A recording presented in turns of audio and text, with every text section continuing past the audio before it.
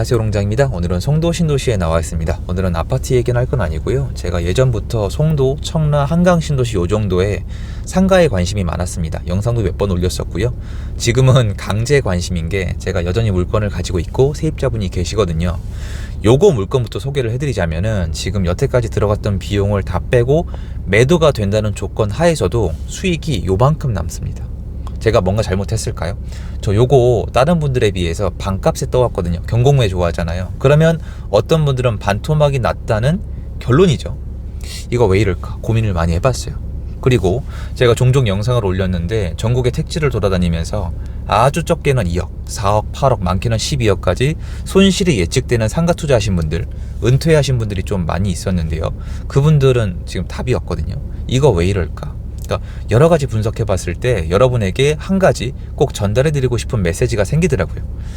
헬게이트를 피하자는 거, 이거 잘못하면 그냥 지옥문 열리는데 두 가지를 원해요. 첫 번째는 조심할 건 조심하자. 근데 두 번째는 돈 많은 분들, 부자들, 그리고 부동산으로 돈 버는 분들은 상가가 필수 코스예요. 엄연히 얘기하면 아파트만 해서는 수익률이 남들이랑 비슷하거든요. 그래서 이게 돈이 안 된다는 뜻은 아니에요. 지금도 돈 버는 분 계시고 월세 꼬박꼬박 받는 분들 계시고 시세 차익도 있고 특히 토지까지 낀 건 더더욱 좋은 상품 되게 많아요. 돈 많은 분들은 더 좋아요. 그러니까 공부를 포기하면 안 되는 영역은 맞지만 오늘 제가 얘기하는 영역만큼은 공부 안 하신 분들이 좀 많이 하긴 하는데 제발 부탁이니까 하지 마세요. 뭐냐면 제 잘못, 그분들의 잘못 제가 한번 따져봤어요. 근데 일단 몇 가지 이상한 현상이 있는데요. 첫 번째로 세입자는 구해진다는 거예요. 많은 분들이 오해하시는 게 공실 나면은 세입자가 절대 안 구해진다고 생각하시는 이유가 여쭤보니까 아파트를 주로 하시니까 아파트 월세입자, 전세입자 안 구해질 땐 안 구해지잖아요. 그런 것처럼 세입자가 안 구해진다고 생각을 하시는데 그게 아니고요. 그냥 가격이 안 맞는 거예요. 렌트프리 아니면 월세 정말 싸게 해드리면 들어와요. 근데 문제는 상가 임대차 보호법이 엄청 강화가 된 면도 있고 세입자를 한번 잘못 들이면은 답이 더 없어요. 그러니까 차라리 공실로 비워두고 기다리는 게 마음이 편할 때도 있어요. 그래서 가격이 안 맞는 거지 진짜 세입자가 아예 안 구해지는 곳은 생각보다 많지 않아요. 조금만 괜찮으면은 장사 한번 해보고 싶은 분들은 많아요. 즉 다시 얘기해서 딱 보면은 가격이 비싼 거죠. 처음에 상가를 지나치게 비싸게 샀다는 결론이 여기서 확실히 나와요. 오늘 제가 말씀드리고 싶은 내용이 이거예요. 상가 투자를 안 해야 되는 건 아니에요. 세입자 지금도 얼마든지 구할 수 있어요. 다만 세입자분이 월세가 지금 세입자분들 입장에선 너무 비싸요. 장사가 안 되기 때문에. 즉 저렴한 월세를 놔야만 해요. 거기에 적절한 가격에 내가 매수를 할 수가 있어야 되는데 주변을 둘러봤을 때 이 매매가랑 월세랑 지금 격차가 너무 달라서 세입자를 못 구하는 곳이 많은 거예요. 여러분들은 일단 지금 한국 사회가 많은 지역이 상가 가격이 고평가돼 있다는 걸 느끼셔야 돼요. 여러분 저도 저 아파트가 만약에 공실이 많잖아요. 이해하시죠? 여러분 동네 아파트 가보세요. 집 보러 가보시면 여전히 사람 차 있잖아요. 어큐펀시. 아파트가 공실이 진짜 많다. 그러면 고평가 얘기를 저도 해요. 왜냐면 사람들이 이용을 안 하잖아요. 현재 경제 상황이 안 맞는 건데 상가는 제가 말씀드릴 수가 있는 게 여러분 아닌 막말로 세종시 한번 가보세요. 진짜 입이 딱 벌어지실걸요.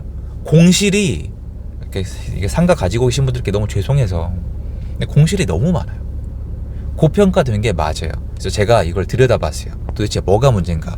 뭐가 해결돼야 이런 현상이 없어질까를 들여다봤는데 이게 문제가 한 가지가 있더라고요.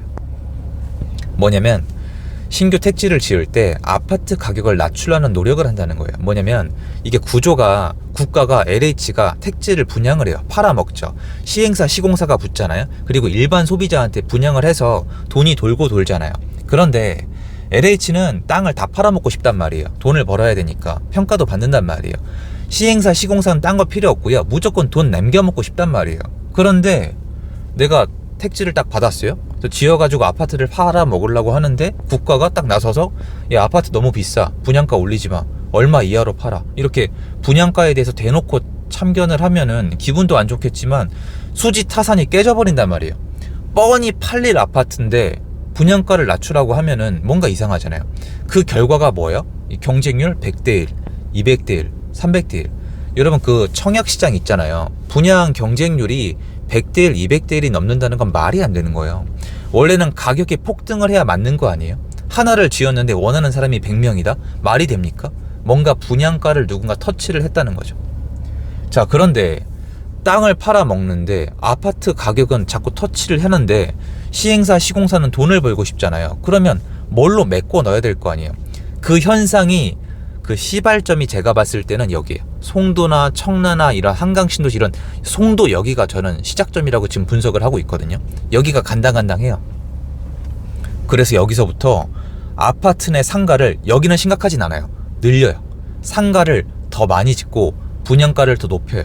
왜냐면 상가 가보세요. 그 짓는 게 아파트보다 어렵지 않아요. 그냥 네모칸이란 말이에요. 근데 마케팅을 열심히 해서 또 잘 팔아요. 여러분 이런 얘기 들어본 적 있으세요? 상가 분양가 상한제. 상가 가격을 정부가 개입한다.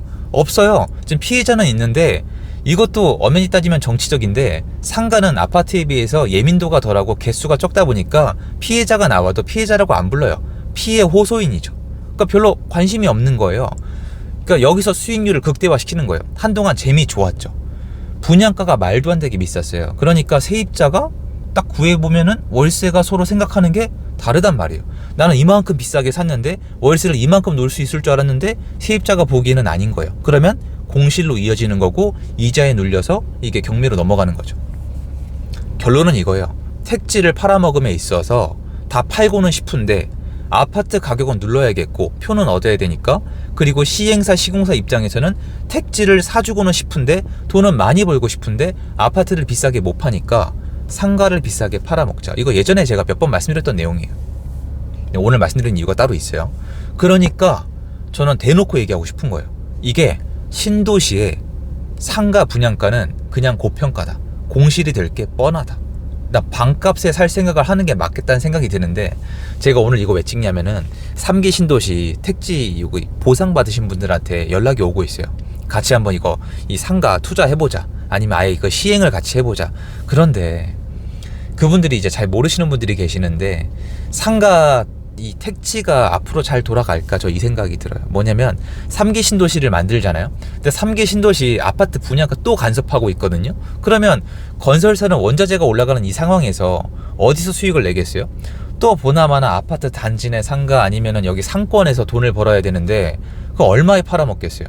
또 비싸게 팔아먹겠죠. 그러니까 저는 이렇게 영상에 대놓고 할 얘기는 아닌데 여러분 그거 얼씬도 하지 마세요. 그러니까 신도시 상가는 분양받지 마세요가 아니라 그냥 얼씬도 하지 마세요. 그리고 토지 보상 받으신 분들도 얼씬도 하지 마세요. 보나마나 비싸게 팔 수밖에 없어요. 이게 그 신도시에서 상가 분양가가 내려오려면요, LH가 희생을 하든가 양보를 하든가 아니면 이게 사회적으로 심각한 문제가 되든가, 도대체 왜 안 만드는지 모르겠는데 상가 분양가 상한제를 만들던가, 전 이게 맞다고 생각하진 않아요. 아니면은 아파트에서 충분히 돈을 벌게 해줘야 돼요. 근데 이건 절대 안 할 거잖아요. 막 건설사가 아파트로 돈 버는 거 싫어하기 때문에 아파트로 돈 벌고 상가에서 돈을 덜 벌어야 되니까 아파트는 비싸게 팔고 상가는 싸게 팔아. 이거 안 할 거란 말이에요. 그러면 보나마나 아파트는 최대한 누르면서 또 상가로 돈 벌 수밖에 없는 구조로 계속 밀어붙일 거고, 놀랍게도 마케팅을 또 기가 막히게 해서 이것도 팔아먹는단 말이에요. 근데 또 가보면 공실이란 말이에요. 그럼 또 막 4억 8억 날리신 분들이 수두룩하게 나오는 거예요. 여러분 주변에 상가 1호는 아시죠? 몇 억씩 날리신 거 주변에 있으세요? 주변에 상가 분양 잘못 받아서 돈 날리신 분 몇 분이나 계세요? 몇 분 없죠? 이게 정치적으로 이슈화가 안 돼요. 사람들이 관심이 없거든요. 그래서 뉴스도 잘 안 탈 거예요. 이제 신도시가 이제 올 거예요, 여러분. 보나마나 또 마케팅 할 거고 설레발을 칠 거고, 3기 신도시만 있는 게 아니라 택지 개발이 지금 되게 많은데 여기 은퇴 자금 같은 걸로 상가 분양 같은 거 얼씬도 하지 마세요. 그래도 어쩔 수 없습니다. 왜냐면 전 피해자를 직접 만나봤거든요. 피해자라고 불리지를 못할 뿐이죠. 왜냐면 그거 평생 모은 돈을 상가에 넣었는데 상가가 재구실을 못하는 거잖아요. 그럼 이거는 저는 심각한 문제라고 생각을 하는데 사회적으로 전혀 이슈화가 안 되고 있어서 저라도 얘기하고 싶은 거예요. 그래서 지금은 고민을 했는데 이렇게 말씀드릴 수밖에 없어요. 새로 만들어진 택지에 상가는 근처에 얼씬도 하지 말자. 왜냐면 지금 이 구조 자체가 그 상가를 싸게 분양할 수 있는 구조가 전혀 아니에요. 누군가의 탐욕이란 얘기도 하고 싶지 않은데 결론적으로 제가 쭉 다녀서 이 도시들을 체크했을 때 여기에 상가 분양이나 사가지고 그렇게 성공하신 분들이 많진 않아요. 있긴 있어요. 경매로 들어와서 매각하고 나가신 분도 계시고, 세입자를 기가 막히게 구해서 매각하고 나가신 분도 계시고, 여기서 직접 장사하면서 매각을 고려하는 분도 계시고, 성공 사례도 있지만 아무것도 모르고 들어오셔서 세입자한테 질질 끌려다니시는 분도 계시고, 매각 가격 때문에 정말 잠을 못 자는 분도 계시는데, 결론은 이렇게 나오는 것 같아요. 새로 만들어지는 택지는 준 구조 자체가 아파트를 싸게 팔면서 상가를 비싸게 팔아먹을 수밖에 없는 구조가 전혀 개선이 되지 않았으니 얼씬도 하지 않는 게 좋겠다. 요거를 말씀드리고 싶었습니다. 그거 잘못 건드리면 헬게이트 여시는 거니까 사전에 미리미리 조심하셔서 절대적으로 이런 일은 방지하셔야겠습니다. 전달됐으면 좋겠습니다. 감사드리고요. 좋은 하루 되세요. 감사합니다.